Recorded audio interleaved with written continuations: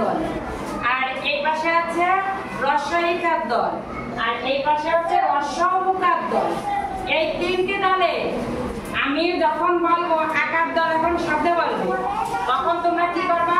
আকার দলরা ওই আকার দিয়ে একটা শব্দ বলবো।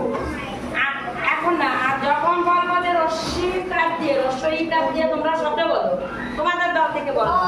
এবার কোন দল বেশি শব্দ বলতে পারে, কোনো কোনো দল দেখা গেল বলতে পারলো না, তখন কি তাদের নাম্বার কমে যাবে, এক একটা শব্দে এক এক নাম্বার।